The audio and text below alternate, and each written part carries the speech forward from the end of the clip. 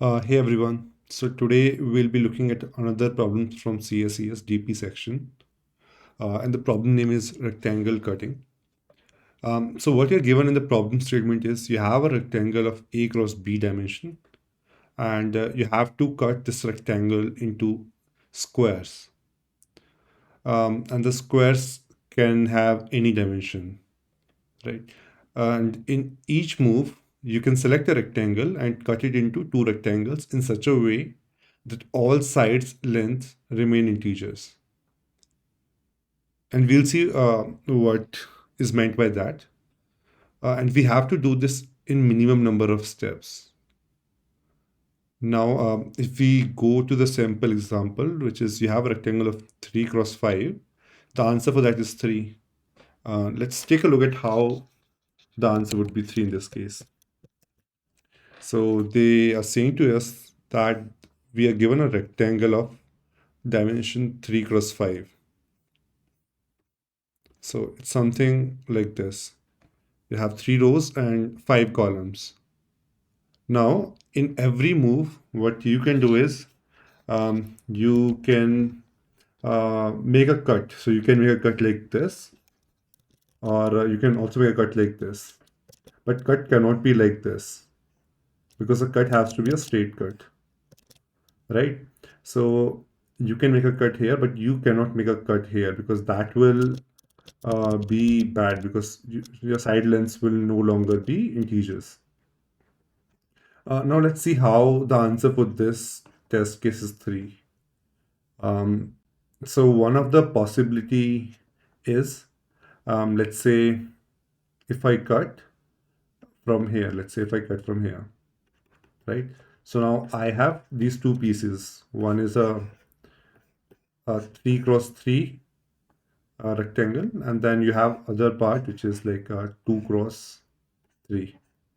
Now if we know that this is also a square, and at the end this is exactly what we want to break it down into multiple squares, right? So this is done. We don't need to do any extra step for this. Now this is still a rectangle. We need to do some extra operations on this. So one operation which I can think of is let's cut it from here. Let's do something like this, right? So when you do that, what you will be left with is you'll have a 2 cross 2 upper part, and then you'll have a 1 cross 2 lower part, right? Again, this is a square, exactly what you wanted. Now this is not a square, so we'll have to do an extra step. So we can simply cut it from here, and this now is two separate, sorry for that, this is now two separate squares, one each with dimension 1 cross 1.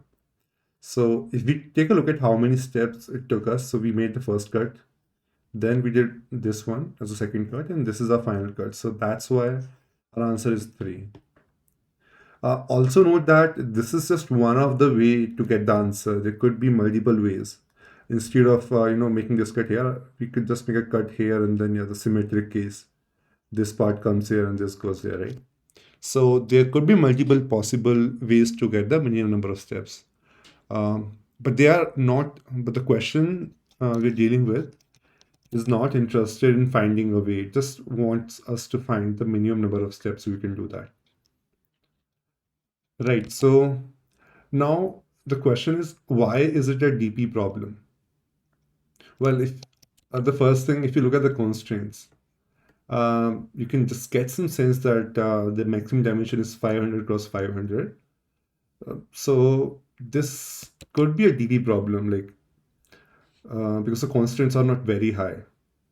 This is the first thing to look for in any problem, the constraints. Second thing is, so if we talk about, let's say, if for this, we want to find out answer for this, and if we know the answer for this part and answer for this part, right? Then can we get answer for this, the bigger rectangle? Yes, we can, right? Because this is the left part, this is the right part. So let's say answer for this is 0 because it's already a square, and answer for this is 2, right? Answer for this is 2. You may cut here and then you may cut here. So we know when we combine these two, we get this bigger figure, right?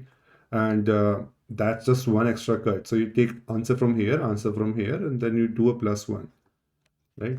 So that would be 0 plus 2 plus 1, 3. So you can see that if whenever you make a cut, you can just get the answer from those two cuts, and that you can combine, right? So this is exactly what we're going to do in this problem. I'll just clear this.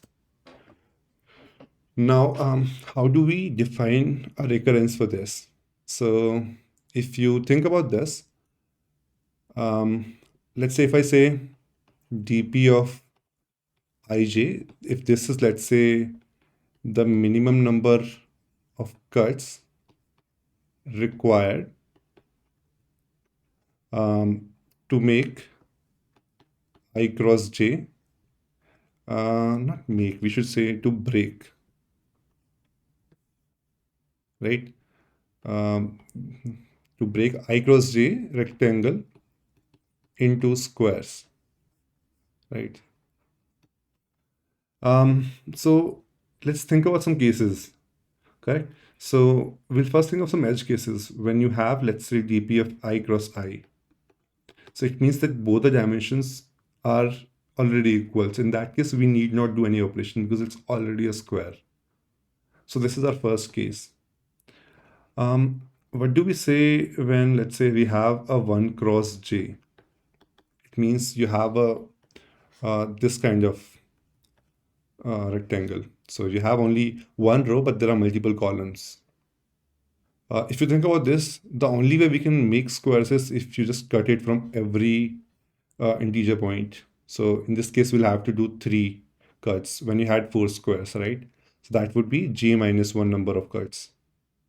And similarly, like the other case, symmetric case, which is dp of I1, when you have only one column, something like this.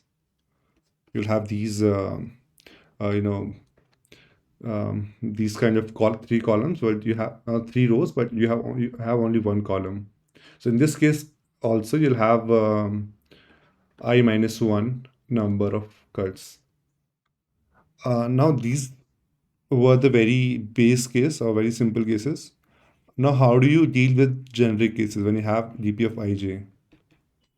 In this case, so let's say your figure is something like this. You have I number of rows and j number of columns.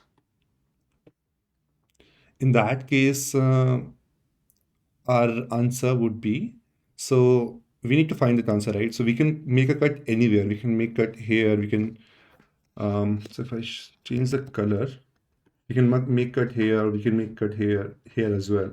So all these are possibilities, right? So we'll try every possibility. So how do we do that? For every let's call it x, for every x starting from 1, this is the number 1, number 2, and it will go till I minus 1.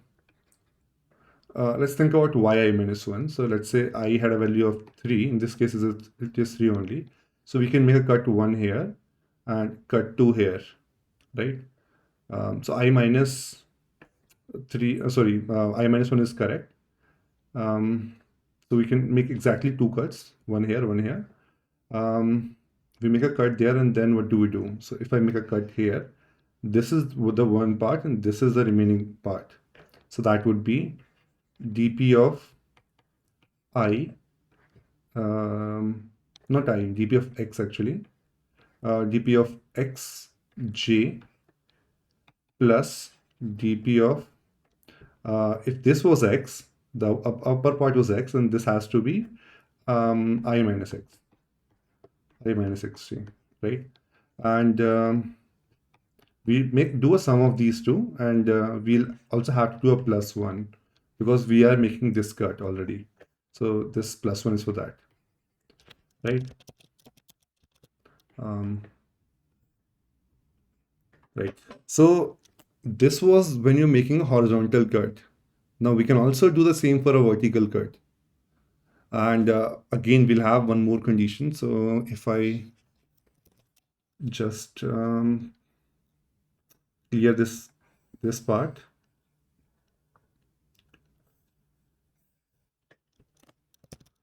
right? So other part would be you have done this already, and that would be for every y starting from 1 to j minus 1, you'll do the same dp of I j plus dp of I, it's not j, it has to be y, then dp of I j minus y plus 1, right? So you do this for horizontal cuts, and these are the vertical cuts. And out of all these cases, like this one and this one, you take a min over these two. This is min over the whole thing, right? So this is what the final recurrence will look like. Now you can pause here for some time and maybe try to implement this. Now I'm assuming like you have tried this, so I'll move to the code part.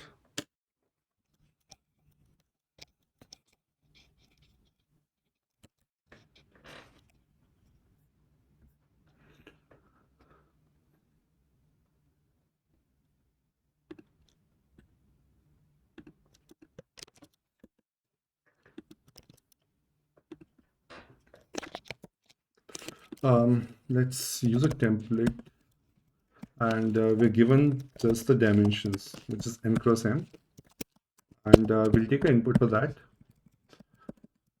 As usual, we'll define a global DP, and we know the maximum size of the DP is 500. So let's take 501, and then I will call a recursive method go, and that is going to give me my answer. Let's define this method now. So you'll have n and m. So before doing that, we'll also reset my DP to -1. Now the question is, can I reset to -1, or do I have to, use some other number? In this case, I can use a -1 because the answer can never be negative. It can never be -1. So DP is nothing but min number of cuts required to make I cross j, not make, again, to break I cross j into squares. This is a definition of dpij. Right. So, and we know that the minimum number of cuts will always be, non-negative. So that's why we can use a -1 to define unvisited state in DP. So like I said, we'll first cover the base cases. We have 3 base cases here. So we'll say that if n and m are equal, in that case, we simply return a 0 because no cuts are required. It's already a square. Then we check if our number of rows is 1. In that case, we return column -1. And similarly, a vice versa case, when we have one column, we return rows -1. So these are our base cases. Now quickly we'll check if this DP is already computed or not. So we check this, and if it is already computed, then we simply return the answer from there. Otherwise, we'll have to do this recursive case, which is for every row you make a cut, right? So you start from 1. So let's call it x only. You start from 1 and you go till row -1. And you do a x plus plus. So your dp of n cross m, let's define dp of n cross m as some large value because I want to do a min. So let's define to a very large value. So my answer would be min of dp of n cross m, comma. I'll make 2 calls now. The first one to x comma m plus. The next one would be from you subtract x from I, not I, it has to be n because we have n rows in total. And then again, my columns are unchanged because I'm not making a cut along the columns. And finally, I also have to do a plus one because I just made a cut. Now, we'll do something similar for the columns. It starts from 1, it goes to m minus 1, then it will be y. Again, so our number of rows will be unchanged because now we are making a call when cutting columns. So that would be your y. And you do a m minus y here, and your rows are unchanged. And then you do this for both these things, and then finally you can return your answer. Okay, this looks good. Let's just try a sample case on this. So we have a 3 cross 5 and the answer is correct. Do I need to be worried about some overflows? I don't think so because you have only how many? 500 cross 500 number of squares, and the worst case would be how much? So you can make for every one, I think that would be like 500 cross 500 only, the number of maximum cuts you'll require. Okay, so this looks good. We can just try to make a submission for this.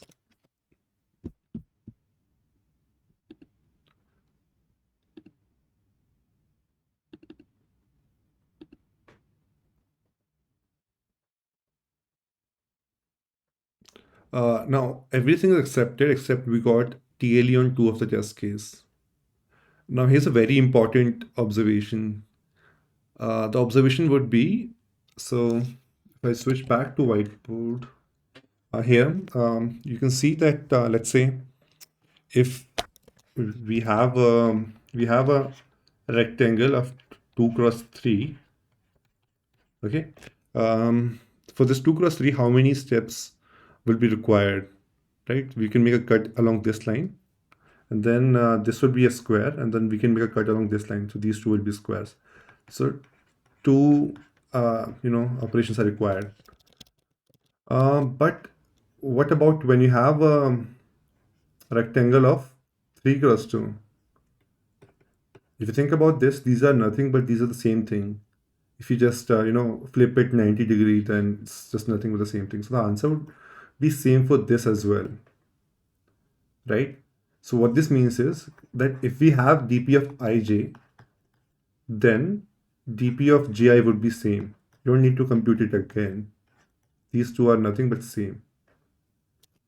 Let's just quickly write this condition also in the code. So we are checking if if this is found. Let's just make another call. We want to make sure that if the other thing is also found, which is m cross n, in that case we return our m cross n answer. Right. Now I'm not storing double. You can also do that. I mean, you can here as well store dp of m cross n, but I don't think that's required. In this case, yeah, we can just simply try to submit this. It should work.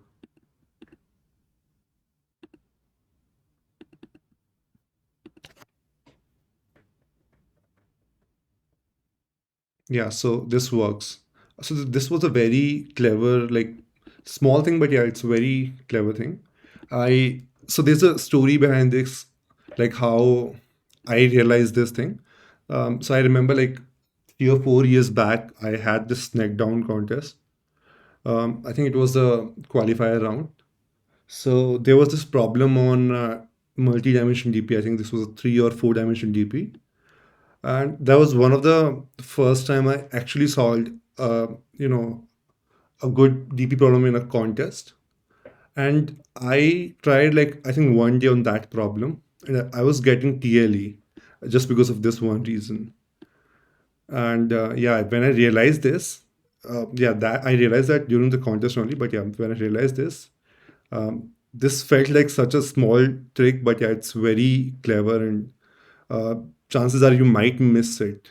Like I missed for an entire day.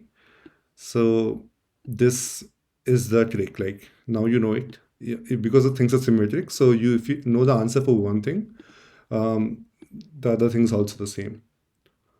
So yeah, that's all about this problem. I hope if you didn't know about this problem, then you have some idea. Like you might be able to solve some similar problems in future. Um, yeah. So thanks for watching. See you in the next video.